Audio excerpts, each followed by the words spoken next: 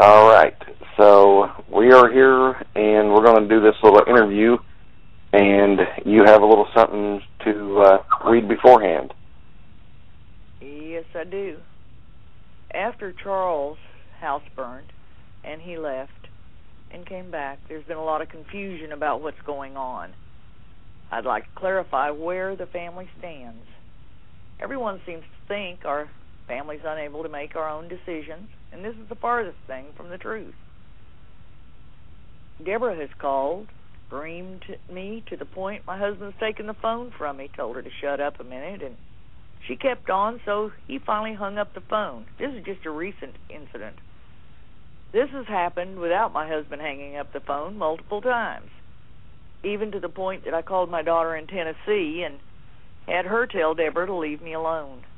Deborah has told me that she is the only one that has ever helped Charles, the only one who supports him, the only one who cares.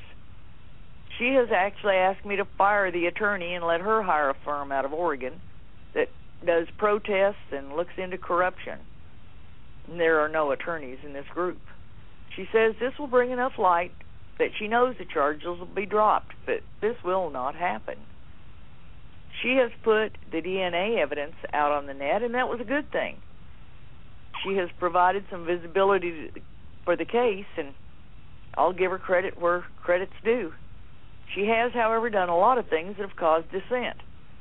She does not want to work with anyone else or be part of an overall support system. She wants to either have complete control or she wants nothing to do with any support.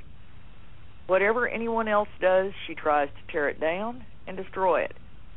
When we needed to find an attorney, and his first attorney had quit, there were many people who jumped in to help us. Deborah just tried to convince us that we didn't need one, and she could start filing the paperwork, and everything would be fine. She's tried to convince me that everyone but her is a fed, snitch, instigator, and being used to infiltrate our family by the FBI. I have dealt with these other people through the federal trial and now through the state trial for quite a while. They have done research and made contacts that I have asked for. I have asked Deborah for things. I beg and plead. Finally, she gave me one of the things I asked for, got it last week, and have been asking since August. She says she's the only one that cared about Charles's life and that nobody else would have helped him when he was in fear of his life when his house was burned. This is not really true either. Yes, she put herself in harm's way by doing it, but she is still not the only person who cares for him. She has changed her stories to me frequently. She has said she spent the summer with him, and when I disputed her story, since he spent a lot of time with us as his trailer was too hot to stay in, he could only cool his bedroom, she changed her story to 2.5 weeks during May, June, and July.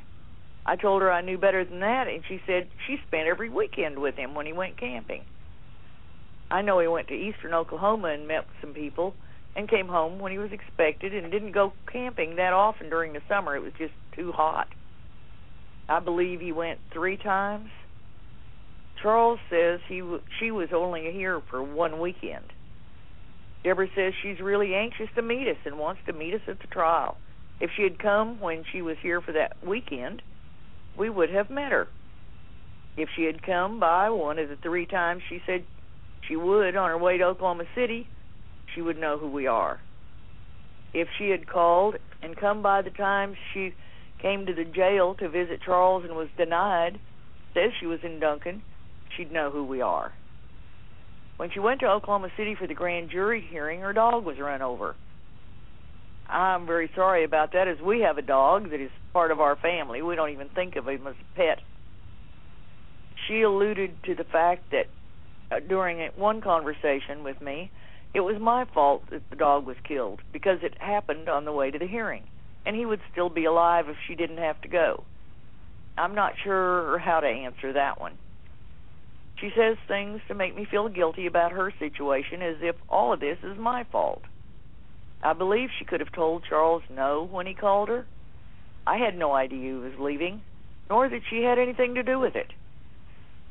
She says she is the only one who should be collecting donations for us. All I asked her to do was to use the PayPal chip-in we already had. She had to make her own and wanted my daughter to attach her bank account or charge card to it. She got upset when we refused. We could not do that. First of all, I don't have online banking. She called and sent me an email that she wanted to come to Duncan and stand in front of Walmart and hand out flyers saying Charles was innocent. Then go door to door in Duncan and the surrounding area asking for donations. In the first place, she would have to have a permit from the Duncan Police Department or she'd be arrested. Second, I don't believe that it would be helpful to the case in any way to go begging around town. That would make it look like Charles was guilty, which he most certainly is not.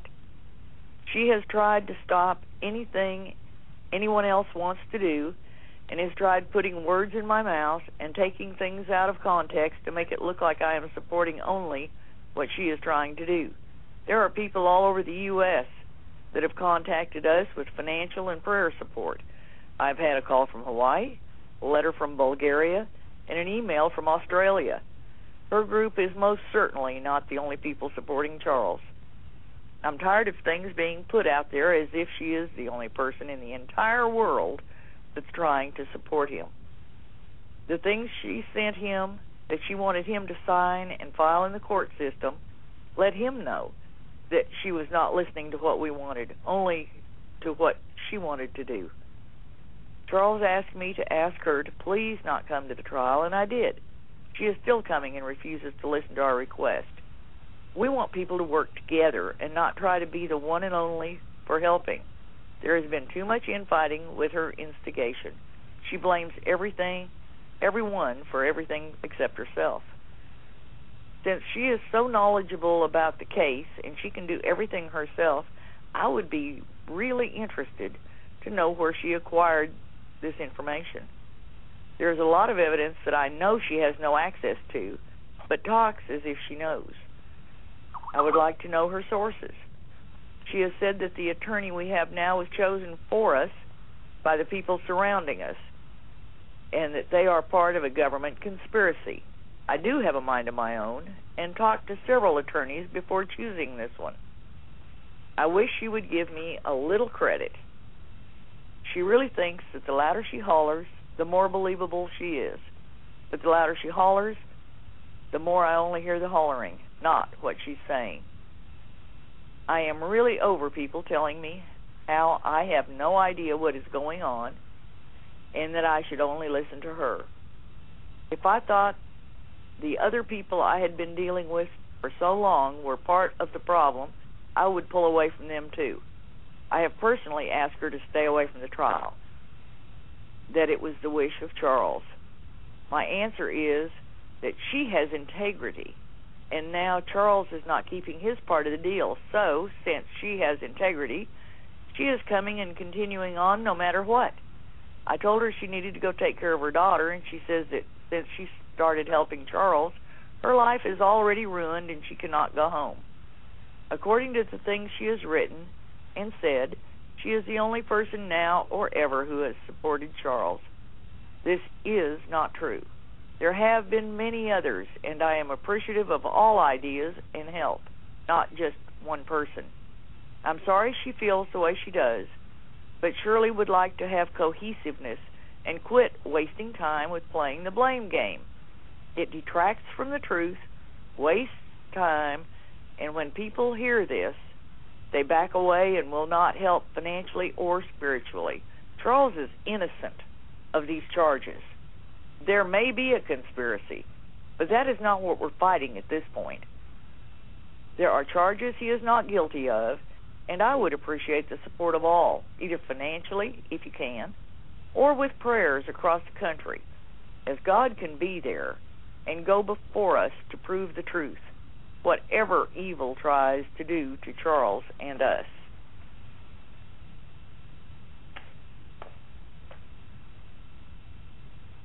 Okay, so this is the statement from this Dyer